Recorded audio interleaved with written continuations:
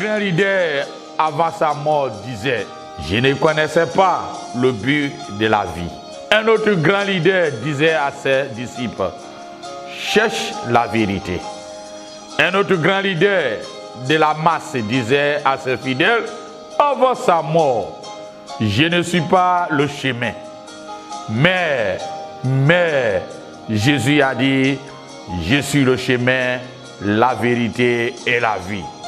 Nul ne vient au Père que par moi. Le baptême du Saint-Esprit a son évidence, le parler à langue, a son évidence de parler à langue. Et bon nombre de personnes se disent qu'on n'a pas besoin de ça, on n'a pas besoin de ça, en basant sur ce que Paul a dit dans Romains chapitre 8, verset 9 et verset 14 à 16 qui dit, si quelqu'un n'est pas l'esprit de Christ, il ne lui appartient pas. Et verset 14 à 15 à 16 aussi dit, en effet, tous ceux qui ont reçu, tous ceux qui sont conduits par l'Esprit de Dieu sont fils de Dieu. Et vous n'avez pas reçu un esprit d'esclavage pour être dans la crainte, mais vous avez reçu un esprit d'adoption par lequel nous croyons Abba, Père. L'Esprit lui-même rend témoignage à notre esprit que nous sommes enfants de Dieu. Nous sommes enfants de Dieu. Et bonhomme base sur ça. Mais ce que j'ai à dire et j'ai déjà expliqué est ceci. J'ai déjà dit et j'ai déjà expliqué est ceci.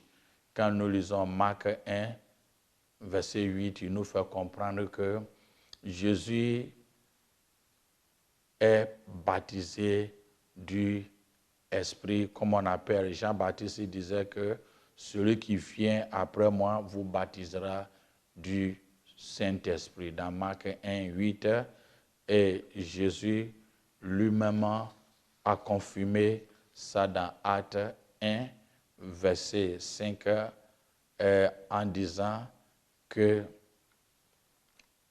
Jean a baptisé de l'eau, mais vous, un peu de temps, vous allez recevoir le Saint-Esprit. Vous allez être baptisé du Saint-Esprit. Ce que j'ai à vous dire, et j'ai déjà dit dans mes premiers messages, est que regarde la naissance de Jésus.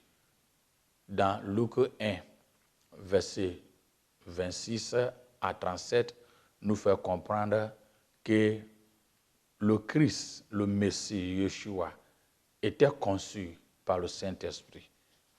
Mais voilà aussi que le jour de son baptême, dans Matthieu 3, verset 16, il nous fait comprendre que dès que Christ était sorti de l'eau, au même moment, le ciel était ouvert et ils ont vu l'Esprit est descendu comme une colonne et s'est reposé sur Jésus. L'Esprit est reposé sur lui pour lui permettre d'aller à mission. Aller à mission. Donc, lorsque nous lisons l'Évangile selon Jean, chapitre 20, il nous fait comprendre à partir du verset 22, après la résurrection de Jésus, comme j'ai déjà expliqué dans les premiers épisodes, Jésus est apparu aux disciples et il a soufflé sur eux en leur disant, recevez le Saint-Esprit.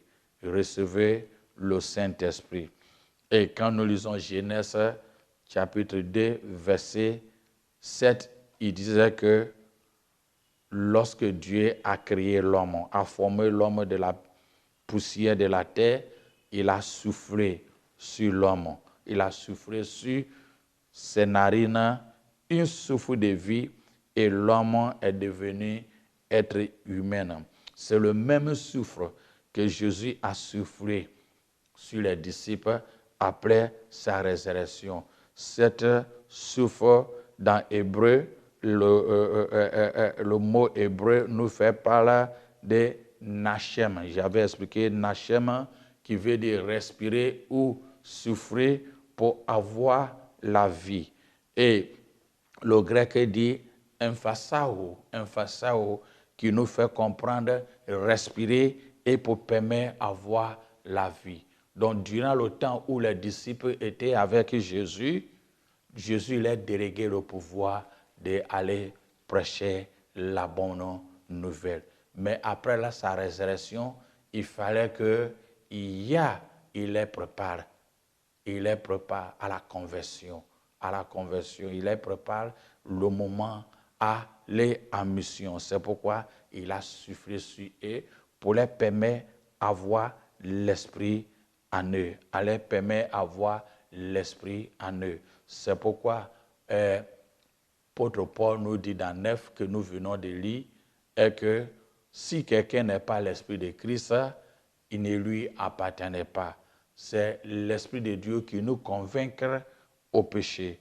C'est l'Esprit de Dieu qui nous permet d'arriver à connaître que Christ est le Fils de Dieu. C'est l'Esprit qui nous permet à chercher l'humanité, arrive à connaître son état de vie. Quand nous lisons Jean 3, Jean 16, versets 5 à 19, dans mon premier épisode, dit que quand l'esprit de consolateur vient, il convaincra le monde du péché. Donc l'esprit vient et il nous convainc à nos péchés et qui nous permet à être enfants de Dieu. C'est pourquoi Jean 3 et 16 nous dit, Dieu a tant aimé le monde qu'il a donné son Fils unique afin que quiconque croit en lui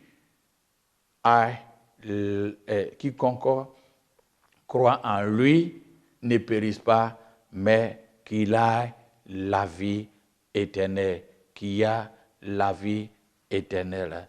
Et nous devons aussi comprendre que dans l'Ancien Testament, l'Esprit se repose sur les croyants à son temps.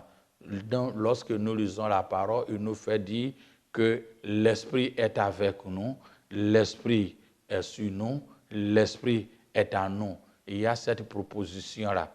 Et quand l'Esprit est avec nous pour nous conduire, les guides, et à convaincre au péché. Et il nous dirige nos pas. Il nous guide, il nous dirige nos pas. Comme Psaume 23, l'Éternel, mon berger, il nous conduit vers les 20 pâturages. L'Esprit nous conduit vers le bon endroit, le bon chemin. L'Esprit est avec nous pour nous conduire vers. Mais l'Esprit est sur nous, vient et il nous donne une mission spécifique qui est en dehors de ce qui est naturel. Naturellement, l'Esprit qui vient sur nous, qui vient sur les apôtres, nous permet à faire l'œuvre des miracles, des guérisons, des révélations, et etc. Et l'Esprit qui est en nous, nous permet à façonner nos caractères et avoir cet caractère de Christ qui nous permet qu'en distance et de proche, lorsque les gens regardent nos comportements et nos vies, ils sachent que voici les enfants de Dieu. Donc l'Esprit est avec nous, l'Esprit est sur nous et l'Esprit est en nous. Quand nous voyons dans Nombre 11, verset 17, il dit que l'Esprit donne l'exemple que l'Éternel prit l'Esprit qui était sur Moïse et qui le met sur les 70 anciens d'Israël pour qu'il l'aide à porter sa charge à une mission particulière.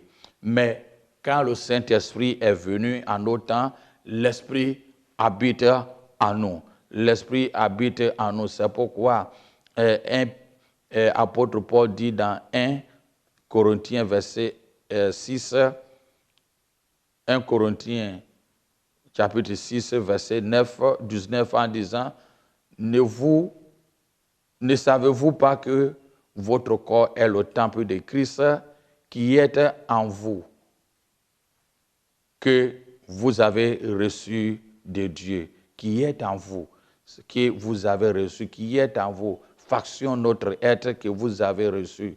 1 Jean 2, verset 27 dit que pour vous, l'onction que vous avez reçue demeure en vous, demeure en vous. Donc quand nous recevons Jésus-Christ, l'Esprit est avec nous.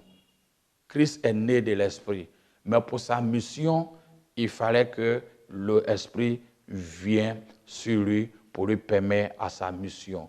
Quand Dieu a conféré sa mission aux disciples, il fallait Jésus, après sa résurrection, descendre, souffle sur les disciples, comme j'ai dit dans Genèse, pour qu'il ait la vie, réénumération, il a une vision claire et comprendre des choses de Dieu. C'est l'Esprit qui nous aide à comprendre des choses de Dieu.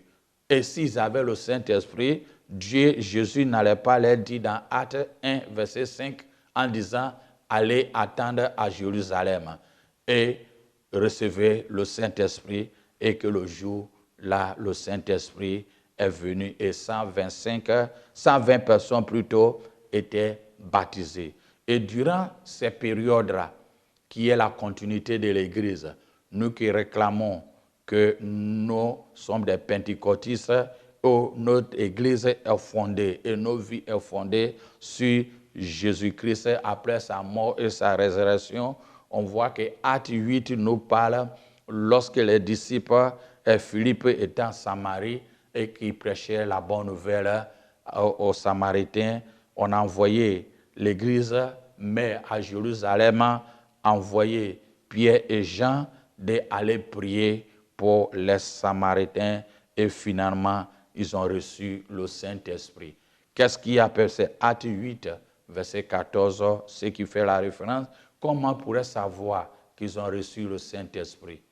C'est l'évident de parler à langue. On voit Acte 10 aussi que l'homme pieux, Corneille, qui priait, malgré qu'il était un homme pieux, malgré que l'Esprit de Dieu est avec lui, et il lui a donné la révélation, a fait appel à Pierre. Et Pierre aussi a eu, et ils sont partis chez lui pour lui parler de ces nouvelles donnes. Au moment où il prêchait, et on l'expliquait, il avait reçu, lui et sa maison avaient aussi reçu le Saint-Esprit. On voit aussi dans le livre des mêmes Actes, chapitre 19, où l'apôtre Paul aussi était en Éphèse, où il y avait, comme on appelle, Apollos, qui cherchait, il prêchait la bonne nouvelle, mais il n'a même pas attendu de parler de l'Esprit Saint. Et finalement, Dieu a accordé et ils ont prié pour lui pour qu'il ait le baptême du Saint-Esprit et il parle à langue. C'est vrai et c'est la réalité. Un chrétien doit être baptisé et parler à langue. Je ne parle pas des discours vains. Celui qui est marié, comme j'ai dit dans le premier message, et celui qui n'est pas marié, c'est deux identités différentes. Quand on parle de foyer, celui qui n'est pas marié a ses limites. Donc si tu n'es pas baptisé du Saint-Esprit avec l'évidence de parler à langue, c'est difficile à discuter à quiconque. Et j'ai toujours dit, et j'ai dit aux hommes de Dieu, si vous voulez que nos églises continuent à fonctionner normalement, ne faites pas la recommandation à des gens qui n'ont pas été baptisés du Saint-Esprit à l'école biblique. Si il va et il vient, lui-même il n'est pas baptisé du Saint-Esprit, quel enseignement il va donner en fonction du Saint-Esprit? C'est comme un célibataire enseigne les mariés comment vivre dans une vie de couple.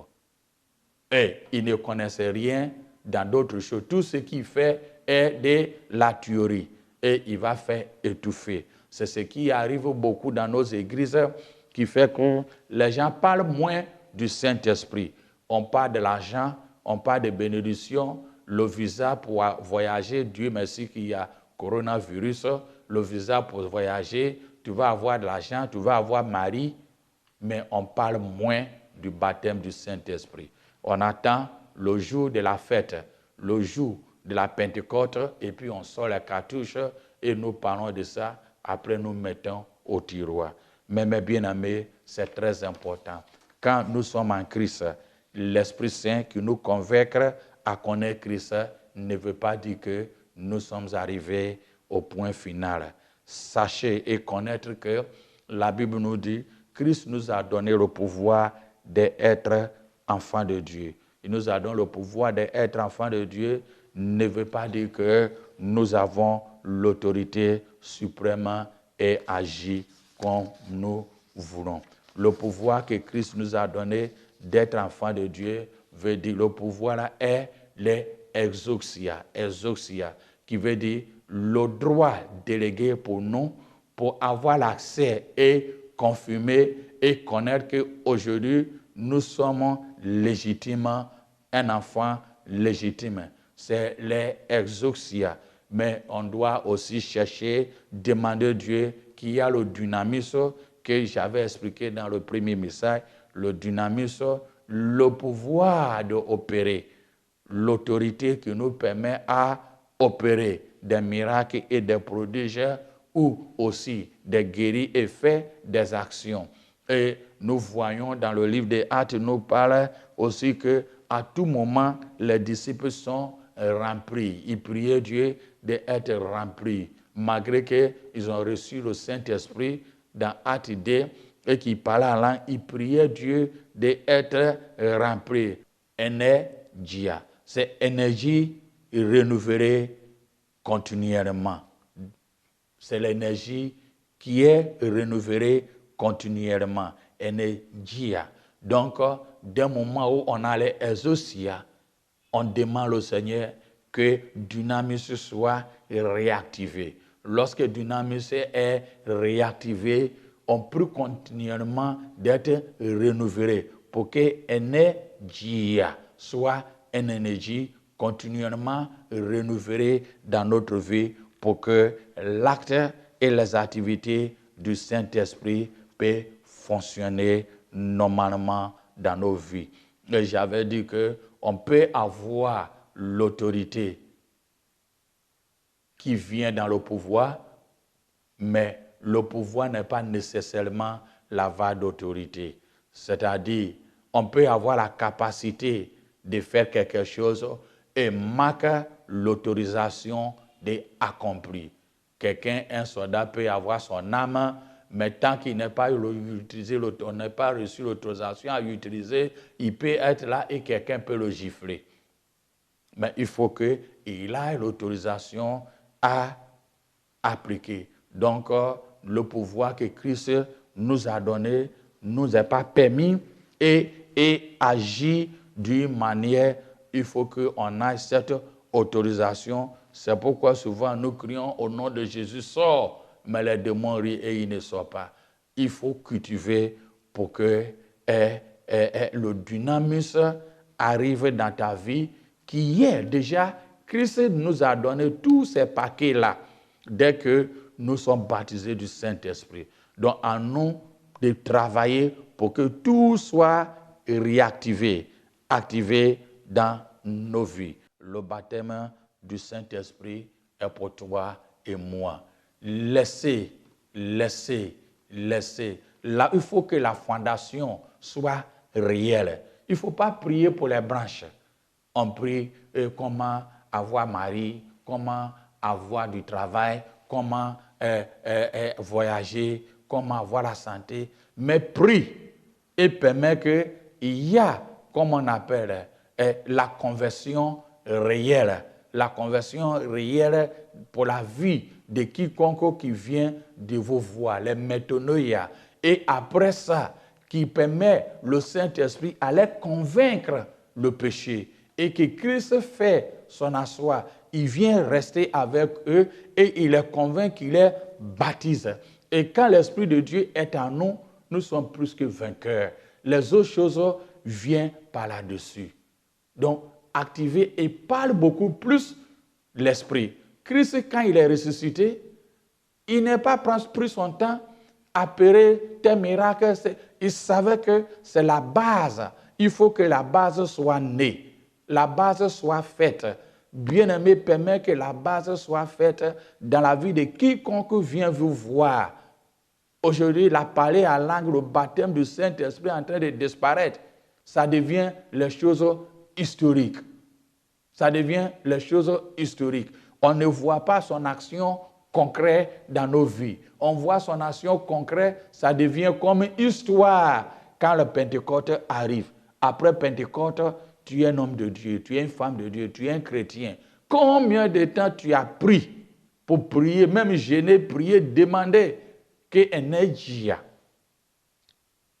tu es baptisé de Saint-Esprit, que tu sois encore renouvelé. Toi qui n'es pas encore baptisé, pour que tu sois baptisé. Et avec l'évidence de parler en langue. Mais on prend 365 jours ou 6 jours à chercher ce que je peux dire, c'est permis, mais ce n'est pas utile. Et on parle moins dans nos églises à l'heure actuelle où nous sommes. Et ceux à qui, si je recommande à ceux que je leur recommande à l'extérieur pour faire des études bibliques, tant que je ne vois pas que tu parles la langue, je ne signe pas ton papier. Il faut que si tu te réclames pentecôtiste et tu prêches de la part de l'Éternel, il faut prier pour que tu sois baptisé du Saint-Esprit. Christ nous a donné le modèle. Il nous a donné le modèle. Né et conçu par l'Esprit, l'Esprit est descendu sur lui. Les disciples, il avait soufflé sur leur vie et recevé le Saint-Esprit, qui est l'initial. Quand on construit une maison, il faut la fondation. Après cette fondation, il fallait que l'Esprit vienne sur eux. Laissez la discours venir et cherche ce qui est de Dieu. Cherche ce qui est de Dieu. Cherche ce qui est de Dieu. Romains 8, verset 9 nous dit, si quelqu'un est en Christ, il est une nouvelle créature. Romains 8, verset 1, qui nous fait comprendre que c'est, si nous avons, comme on appelle en Christ, si quelqu'un est en Christ, c'est l'Esprit Saint qui nous permet d'être en Christ. Romains 8, 9. Et il va dire aussi que c'est l'Esprit de Dieu qui nous convainc. Alors si nous, l'Esprit de Dieu nous convainc, ça qui veut dire que nous avons, l'Esprit de Dieu est avec nous, mais il n'est pas en nous pour nous permettre à fonctionner comme il le faut. Nous devons suivre l'exemple de Christ. Si cela n'est pas de la valeur, il n'allait pas promis les disciples d'aller rester à la chambre haute, d'aller rester dans la chambre haute. Et quand nous voyons aussi dans Actes chapitre 19, apôtre Paul, dans sa mission d'évangélisation, comment la première objectif de le baptême du Saint-Esprit est de la propagation de l'évangile. Comment Jésus, en donnant l'ordonnance à ses disciples dans Actes 1 et 8, il dit, vous recevrez une puissance, le Saint-Esprit surviendra sur vous et vous serez les témoins. Vous serez mes témoins à Jérusalem, dans toute la Judée, dans la Samarie et à l'extrémité de la terre. Il dit, commence d'abord chez toi. Il y a de bons nombres de personnes, ils n'ont pas de bons témoignages chez eux et ils ont les témoignages de l'extérieur. Je peux dire, c'est honteux et ce n'est pas normal. Christ a d'abord commencé pour que nous commandons et nous commençons à notre Jérusalem. Les disciples, Jérusalem est leur lieu d'habitation, est leur lieu où tout le monde doit les connaître et rendre témoignage à leur vie. Et si tu veux faire l'œuvre du Seigneur, il faut commencer par ton Jérusalem. C'est ainsi que lorsque Paul était parti rendre témoignage, l'évangélisation, et il a raconté en Éphèse un homme appelé Apollos. Et Paul, et lui aussi, il prêchait la bonne nouvelle. Paul lui a demandé, et sur quel baptême tu avais reçu? Je vais lire verset 2 à 6. Il dit, verset 1 à 6, il dit, pendant que Apollos était à Corinthe, Paul, après avoir parcouru les hautes provinces de l'Asie, arriva à Éphèse. Ayant raconté quelques disciples, il leur dit, avez-vous reçu le Saint-Esprit quand vous avez cru? Il lui répondit, nous n'avons même pas attendu dire qu'il y a un Saint-Esprit. Il dit, de quel baptême avez-vous donc été baptisé? Il répondit, du baptême de Jean. Alors Paul dit, Jean a baptisé du baptême de la repentance, disant au peuple de croire en celui qui vient après lui, c'est-à-dire en Jésus.